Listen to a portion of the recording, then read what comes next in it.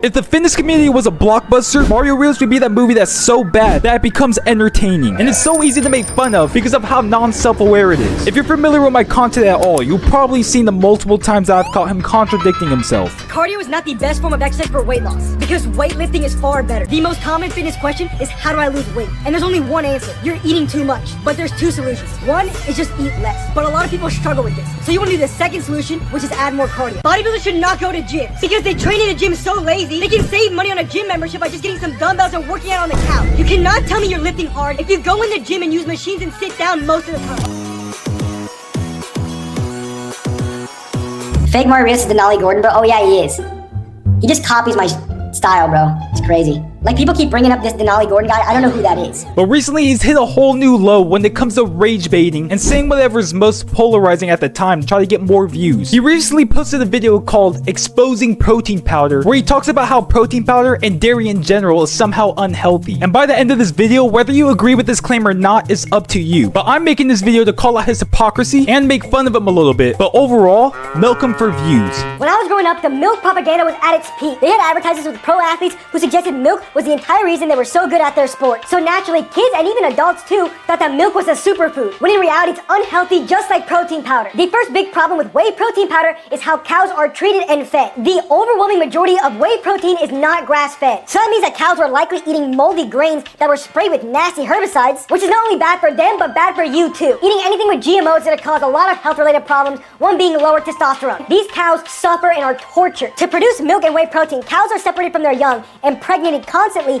given hormones and steroids to produce more milk, and once they can't produce milk anymore, they are slaughtered. He kicks off this argument by claiming that whey is unhealthy due to the living conditions of the cows. And the argument that organic foods are more or less healthy for you is debatable. But Maria here could literally make that case about anything. Yet, he's choosing to only point it out in the protein debate. And the fact that he's mentioning how they get farmed, milked, and then eventually slaughtered is irrelevant to the topic. Because he's not some animal rights activist that thinks that it's more healthy to become a vegan. Because believe me, I've seen the way that he handles meat. He's just using it as a scare tactic to try to prove that milk is unhealthy, when in reality it's completely unrelatable. Milk and other dairy products have estrogen traces from cows, which isn't going to do very much, but it should be noted. He then says that milk is high in estrogen, which I have to give him credit. I googled it for myself and guess what? It turns out it actually is. But in the same exact link that he used, it also says that estrogen is unavoidable in any animal product. And when you go even deeper into it, other sources say that you can find estrogen in fruits, nuts, grains, basically anything. So in reality, estrogen is unavoidable to everything. But then again, you have to take this with a grain of salt because these same sources say that estrogen in these foods is barely noticeable. And even Mario acknowledges this. So why would you even bring this up? You'd be better off worrying more about things that increase testosterone. Things like working out, making money, and having bedroom cardio. A key component of milk is lactose, which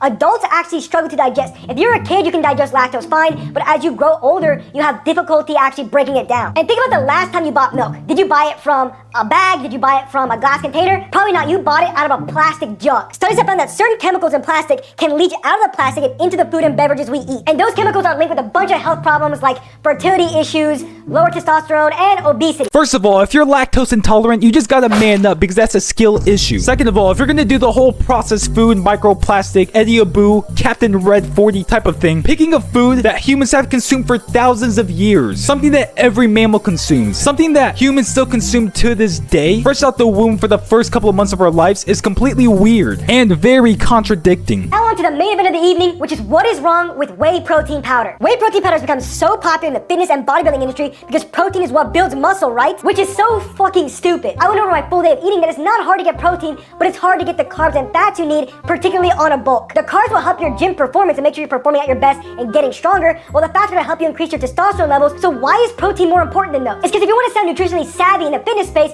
just talk about how important getting protein is. And if you need help getting protein, here's a 200-gram Chipotle burrito bowl. You can literally have— He did a whole lot of yapping just to avoid answering the question. He just asked himself why carbs were more important, and now was actually looking for the answer, and then he follows up with some satirical joke about bodybuilders. Now, I do gotta say that I agree with him that carbs and fats are arguably just as important, maybe even more important than protein. But guess what? So is protein. This is what makes a balanced diet. Protein, here's a 200-gram Chipotle burrito bowl. How is the Chipotle bowl unhealthy? You can literally have the most unhealthy thing on the entire planet, but by fitness influencer definition, if you add a scoop of whey protein to that, it somehow turns it from unhealthy to healthy. A chocolate chip cookie with 100 grams of sugar in it will remain unhealthy no matter how many scoops of whey protein you add in there. Your favorite fitness influencer, if it's not me, is probably telling you something is more healthy if there's more protein in it. And him claiming that fitness influencers call their snacks healthy is just straight up lying. The fact of the matter is, all these influencers know that these snacks aren't inherently healthy. They call it high protein. Coming up, I've got a high protein snack. 5 high protein snacks. My new favorite low-calorie, high-protein snack. Because that's what it is. It's just high protein. The same way that he claims that bodybuilders are plaguing the fitness community. It's just straight up lying. He's fabricating it in a way to make it seem like he's saving people from the fitness matrix, when in reality he is the fitness matrix. Saying that everyone has to do everything regarding training, nutrition, in a specific way, as if fitness is some type of one-size-fits-all type of thing, sounds pretty matrixy to me. And you're probably thinking of some one time that Greg Doucette said that his high-protein French toast is healthier than regular French toast. That's because in reality it kind of is. But regardless of whether you believe or don't believe that higher protein snacks are healthy or not, that whole argument just flies out the window once you realize that this is the same guy who is advocating eating candy before the gym for the fast glycemic carb.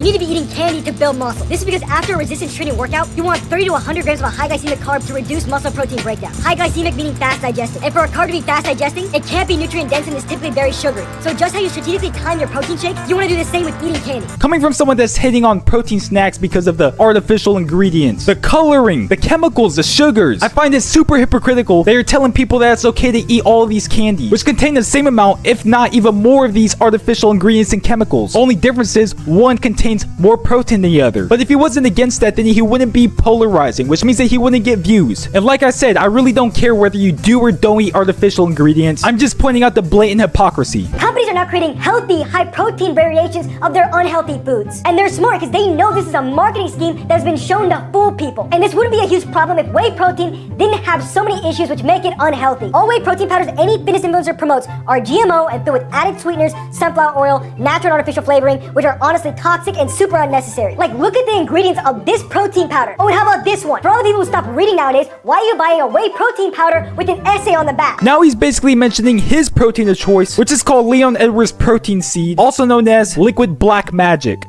Oh wait, that's the wrong video. After he got dropped by his previous protein powder sponsor, Maria now says that his favorite protein powder is this single ingredient one. And then he said that no one else has one, but he's forgetting about the Red 40s Rangers famous single ingredient protein powder, which is decent and all, but better yet, he's forgetting the most important protein supplement known to man, Nick Smith's Nut Melt, which has only one ingredient, straight testosterone. But really, who knows if protein powder is gonna kill you or not? It may not. What I do know is a ton of people in my comment sections have been telling me that I look like some soccer ball player named Dele Alli, and I have to tell you, I do not see it at all.